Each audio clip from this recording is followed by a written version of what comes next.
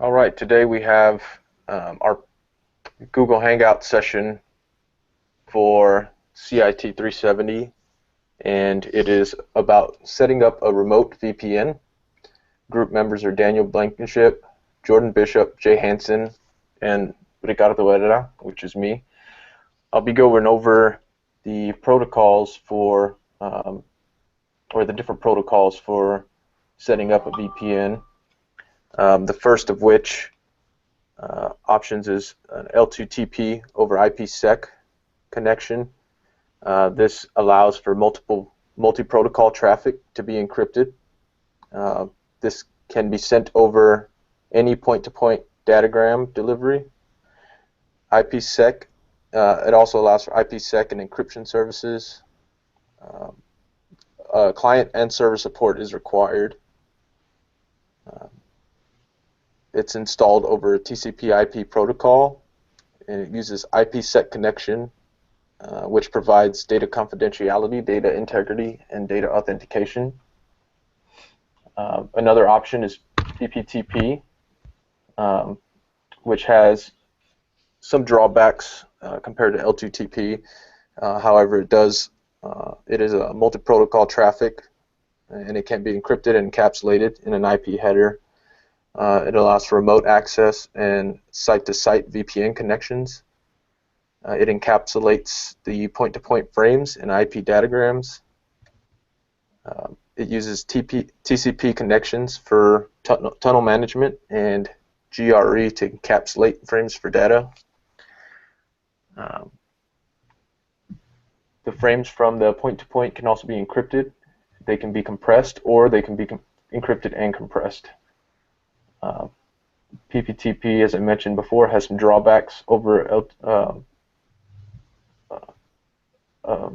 from L2TP, or compared to L2TP, and that's that it does provide data confidentiality, but not data integrity, nor authentication, which can be a cause for concern because the message can be intercepted and it can also be altered. And in IKEv2 protocol allows for secure channel using the Diffie-Hellman key exchange. This exchange also allows for shared private keys to be exchanged, which allows for additional security through encryption. IKEv2 does support SCTP protocols, and it authenticates through computer certificates. And that is the protocol for L2TP, PPTP, and IKEv2 VPN tunnels. All right, so I'm going to be demonstrating a VPN connection from a Windows 10, my host machine, to a Windows 8.1 virtual machine that I have here. And so what we're going to do is start in the Windows 8.1, which is what we're going to connect to. So if you go into the network connections, if you hit Alt, then you get the menus up here. If you go File, you want to click New Incoming Connection. And then here you can choose who's able to VPN into this machine. So I'll just leave that as my account. And then, of course, it's going to be to the internet. So this is just saying another computer can connect to this one with a VPN connection. And then you can set up any of the networking stuff you want, but we're just going to go ahead and say allow access. So the thing that you'll need to know is either the computer name or the IP address. For ease right now, I can just use the computer name. So that should be all you need to do on that machine. If we go now to my Windows 10, then in here you actually go to your settings, network and internet, and there's a VPN option right here. So again, it's another little wizard you just go through. So you add VPN connection. We're just using the Windows built-in feature. You can name it whatever you want. Here's where you'll put in the IP address or the name of the computer or server. So this, we're just using the automatic type. And then we'll go ahead and put in login.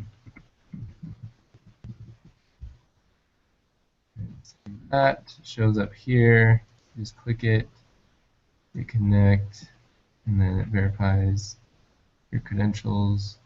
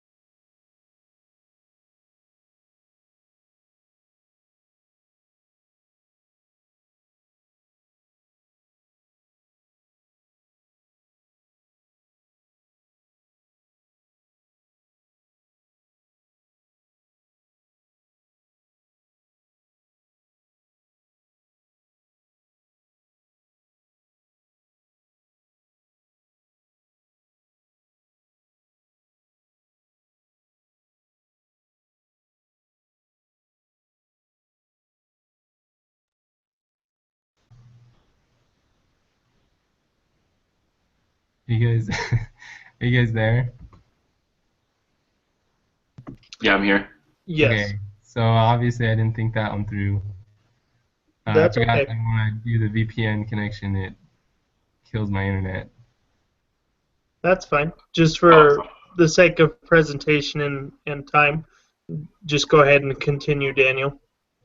I think the Okay. teacher will understand the problem that just happened. Okay. So Yeah, just I go agree. ahead and continue I the think everything's fine. presentation. And that's running on a virtual machine, right, Jay? Here, yeah, let me Okay. share this again. Sorry. Okay, sounds good. No, I think it's all right. It happens. Yeah. It's part of the IT process. Sorry, I gotta get back in there.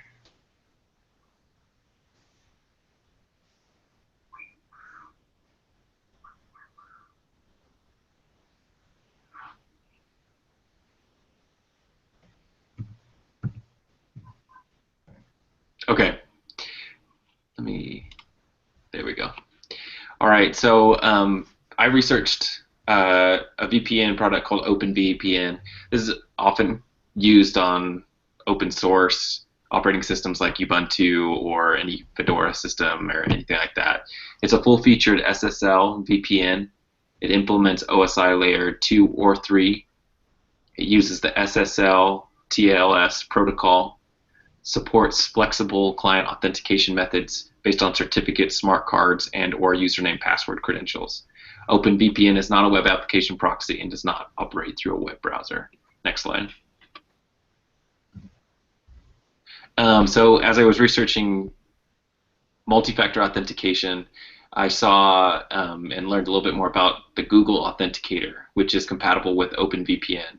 So to give you a little bit more information about it, it implements the TOTP or HOTP security tokens from RFC 6238. So that's a lot of acronyms all in one sentence. So TOTP stands for time-based one-time passwords. HOTP is HMAC-based one-time passwords. And HMAC stands for keyed hash message authentication codes, and RFC is a request for comments. So to put all that together and to put it down into layman's terms, the Google Authenticator allows you to authenticate in two separate ways. So if you've ever signed into your Google account and it asks you to verify a text message on your phone, that's the multi-factor that it's using there. It's known as the two-step verification process, and it can also generate codes for third-party applications. Next slide.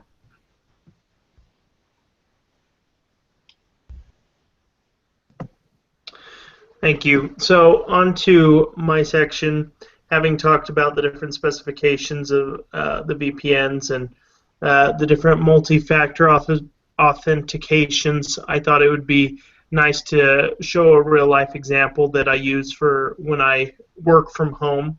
I work for American Express, and they use a VPN through Cisco AnyConnect Secure Mobility Client. And it's a multi-factor authentication for a couple reasons. I'm able to take a username, password, and a hard token in order to log on to that secure connection and keep that work secure. A hard token is a device that generates PIN numbers or security keys at random.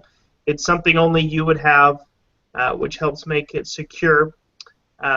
One drawback is that this method is very expensive and complicated, sometimes requiring a separate server. So it would make sense that a large company like American Express would have this, have the ability to have this, and so that's how I log on and work from home.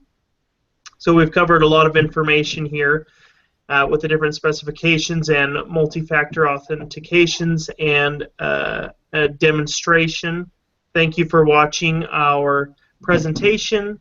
There's a references section here for your further information, but thank you for your time.